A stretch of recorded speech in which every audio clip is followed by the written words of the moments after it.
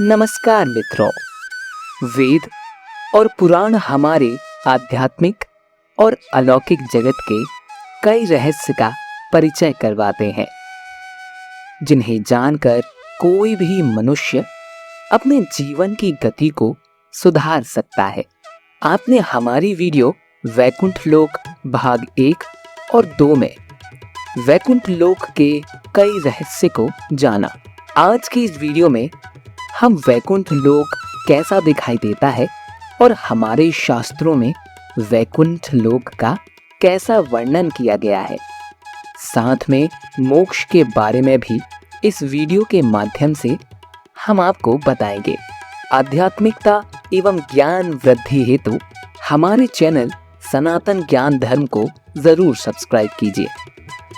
वैकुंठ शब्द का अर्थ है बिना किसी चिंता का निवास।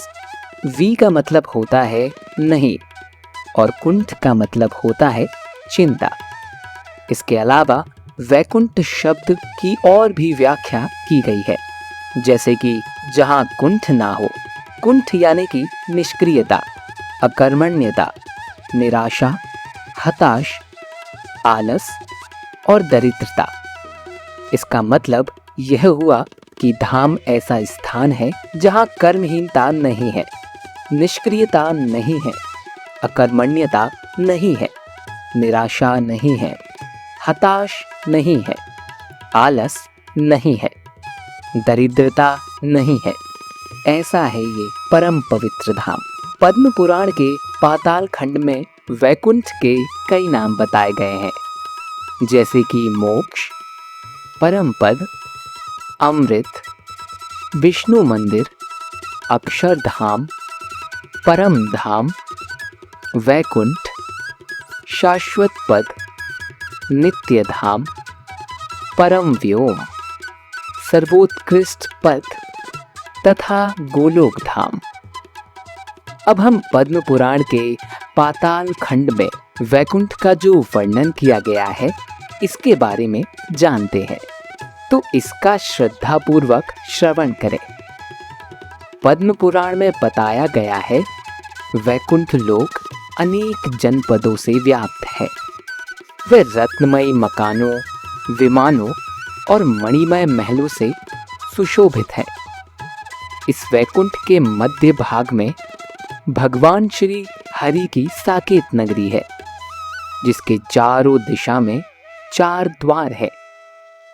पूर्व के द्वार पर चंड प्रचंड नाम के द्वारपाल, दक्षिण के द्वार पर भद्र सुभद्र नाम के द्वारपाल, पश्चिम के द्वार पर जय विजय नाम के द्वारपाल तथा उत्तर के द्वार पर धाता विधाता नाम के द्वारपाल रहते हैं। वैकुंठ में भगवान विष्णु के असंख्य पार्षद निवास करते हैं। पार्षद का मतलब होता है देव भक्त या प्रभु के सहायक।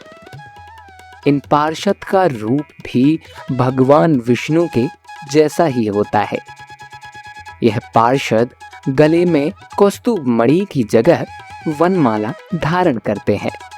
इन पार्षद को समय समय पर समाज को सार्थक संदेश देने के लिए श्री हरि विष्णु उन्हें पृथ्वी पर भेजते हैं। वैसे तो श्री हरि के असंख्य पार्षद हैं, लेकिन उनमें से 16 पार्षद मुख्य हैं। विश्वक्सेन, जय, विजय, बल और प्रबल। इनके बारे में कहा जाता है कि यह भक्तों का मंगल करते हैं और भगवान की लीला में सहयोग करते हैं। जय और विजय नाम के पार्षद को श्राप मिलने के कारण धरती पर रावण और कुंभकर्ण के रूप में जन्म लेना पड़ा था। चंड, प्रचंड, कुमुद और कुमुदाक्ष श्री हरि विष्णु के भक्तों के लिए अति कृपालु बनकर सेवा करते हैं। शील, सुशील व सुषेण श्री हरि के भावुक भक्तों का बराबर ध्यान रखते हैं। नगरी के मध्य भाग में भगवान का मनोहर अंतःपुर है, जो मणियों से युक्त और सुंदर गोपुर से सुशोभित है। दिव्य अप्सराएं और स्त्रियां सब ओर से उस अंतःपुर की शोभा बढ़ाती हैं। उसके बीच में एक दिव्य मंडप है।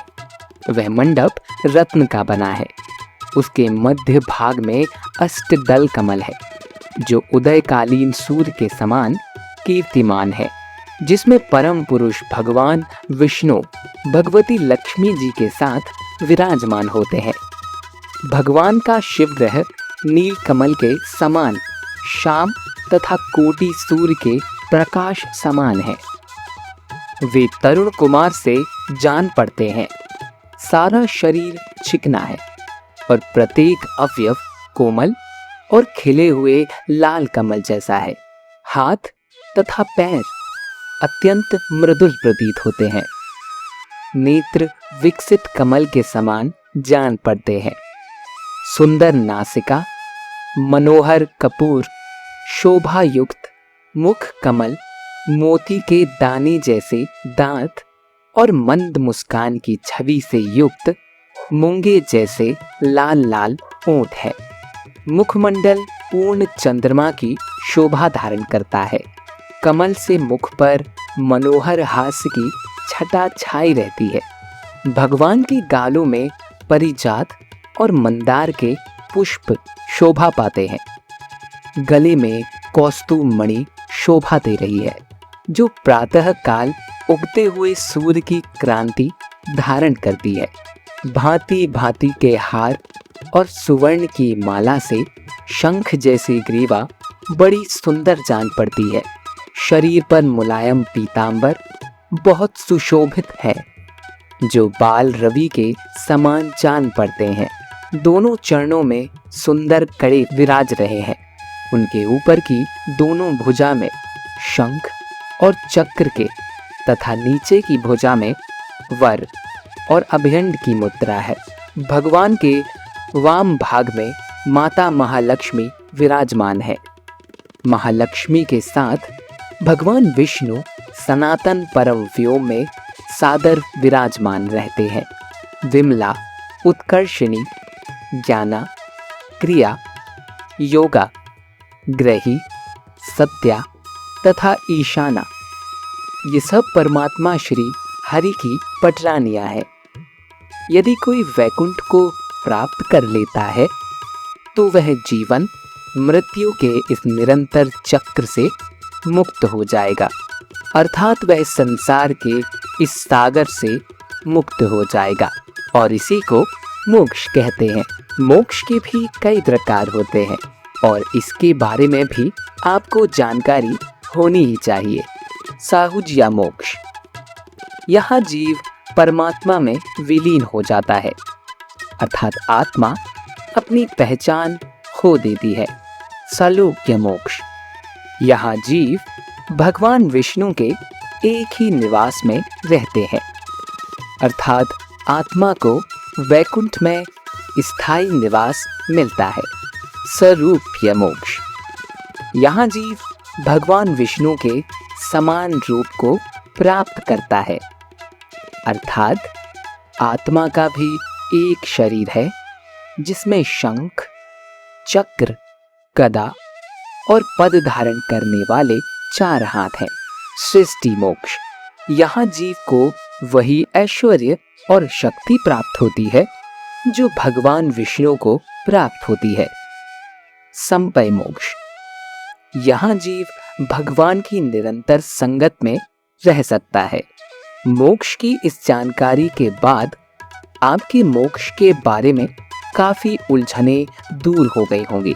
ऐसा कहा जाता है कि जो लोग वैकुंठ में रहते हैं उनमें प्रकृति की पूर्णता होती है, जिसका अर्थ है कि वे इच्छा रहित होते हैं। वैकुंठ के वासियों के बीच कोई ईर्ष्या नहीं होती। वे भगवान विष्णु की सेवा के माध्यम से यह पूर्ण संतुष्टि और शांति पाते हैं। इस प्रकार वैकुंठ के निवासियों और भगवान के बीच पूर्ण सामंजस्य है।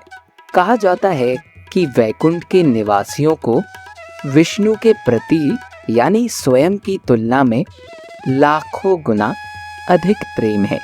वैकुंठ में विष्णु की सेवा करने का दिव्य प्रेम ऐसा आनंद देता है कि भौतिक संसार में अनुभव की जाने वाली इंद्रिय तृप्ति नगण्य और अर्थहीन हो जाती है। वैकुंठ में सब कुछ केवल शुद्ध सत्व या पवित्र और सच्चाई की विधा में मौजूद है।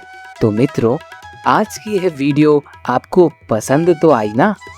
तो कमेंट में आपके इष्ट देव का नाम ज़रूर लिखिएगा।